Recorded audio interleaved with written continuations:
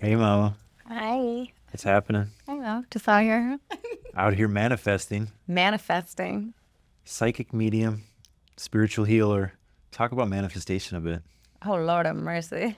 Every culture, I feel, has different verbiage for it, but it all boils down to hyper focusing on your wildest dreams and desires and maintaining a specific level of energy, putting it behind it, and making it come to fruition. Now, what's my responsibility as your divine masculine? Oof. Keep me safe. Let me be cute. For me, as for other divine feminines or manifestors, we need a very mellow, chill. Like it can't be chaotic. You can't be in fight or flight. You can't be like that. Just you're blocking your blessings, of course. And obviously you have to get to a point where you can come out of them.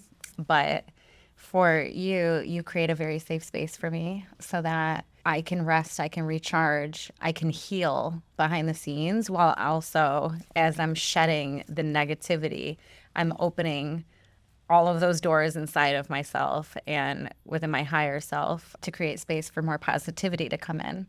So as you're my linebacker, you're just like hitting everything in my path in the 3D world where I'm very in tune spiritually and energetically. So any outside forces that you can't see, I'm in charge of. My journey is a lot of meditation. Yeah. A lot of meditation and being responsible for my role, yes, in the 3D, but also being in touch in my spirituality since I've been a child. I've also been very intuitive and what have you.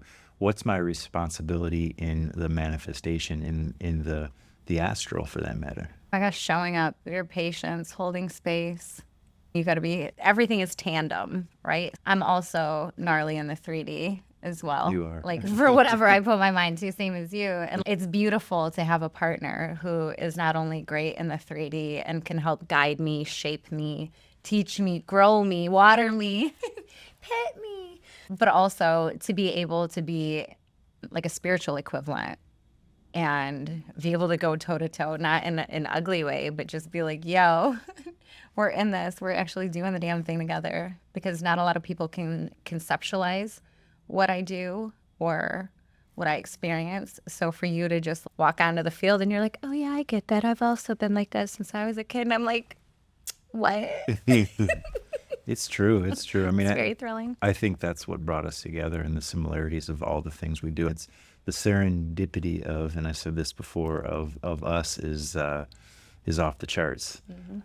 You said recently, you were talking about autonomy, and you were like, oh, I got to go out and I got to have my own time. Talk about what we talked about. You do have autonomy. I do have autonomy, but everything we do still points back to our manifestations, our visions, and our goals. Yeah. And also our family. Because, like, when I say, like, I have full autonomy or, like, I'm a Sag and I like to be doing things, I absolutely do. But there's nothing that I'd rather be doing than hanging out with my kids. So the things that I get to do beyond that when they're spending time away from us is hitting it hard to put the energy behind the Yeah, right, for the family. Like you're not out hanging out with your friends and No. oh, I gotta go to the bar tonight. I gotta get. The only bars I go to is if I'm behind them and I'm getting paid to be there.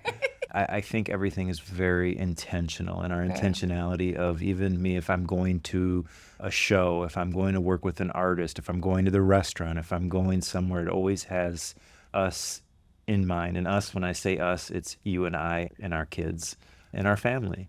And it's always the intentionality is there. What else can you do but not be intentional?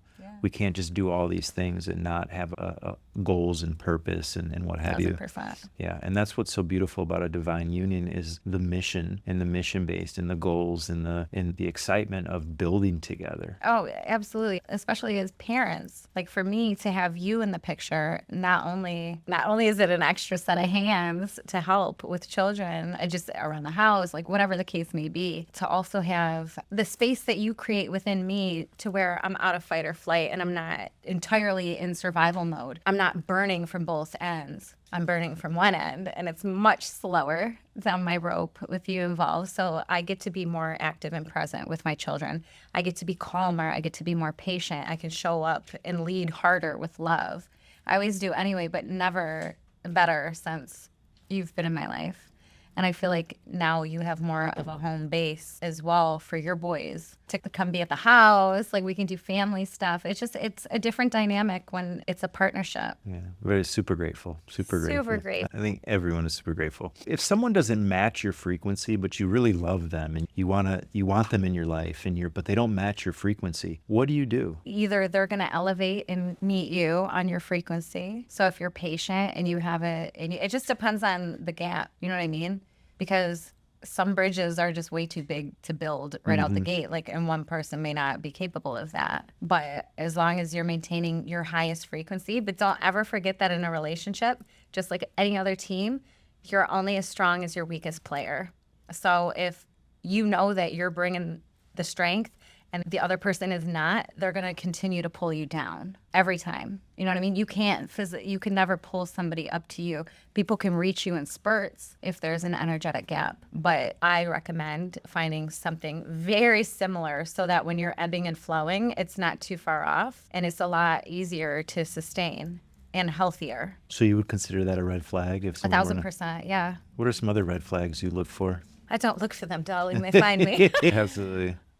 Oof, the energy, it doesn't even have to be anything specific.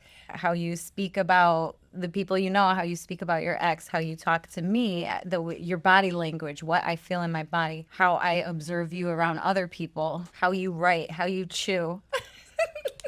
How do I chew? Like a little angel. An Italian angel. Most of the time. Sometimes if you're hungry, you go in. I'm a real man. Sometimes I'll go in and just have no. Oh, you get down with the get down, but you're still an angelic being. So no matter what you do, it's angelic. Thank you. I really, truly appreciate that. What else what's else is going on? What's happening? With me? Yeah.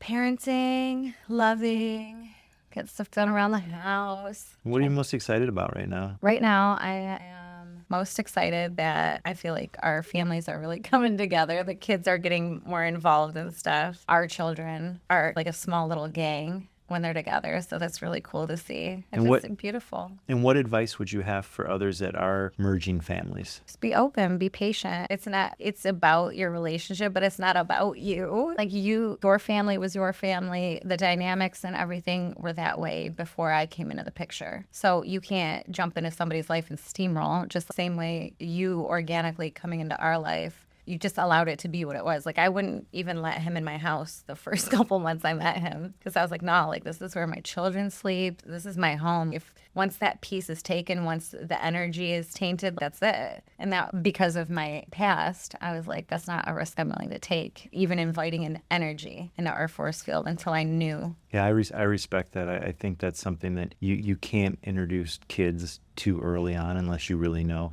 especially at what we've gone through in life and the past relationships we've had.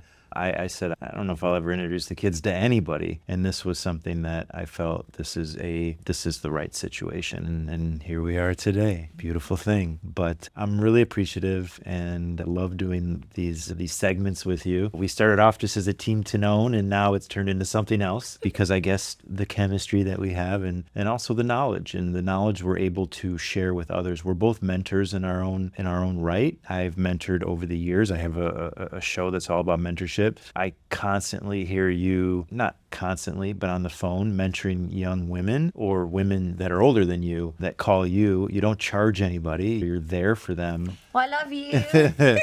And you're very intentional about who you speak to. I don't know, you're not on the phone all the time. You're hardly on the phone. But when you are, there's a certain maybe 4 or 5 individuals that you've been mentoring and you've been spiritually guiding, and to see their growth and to see their rise is really magical. And it's a testament to who you are and your knowledge. And I thank you for being my guide. I appreciate you. Thank you. So.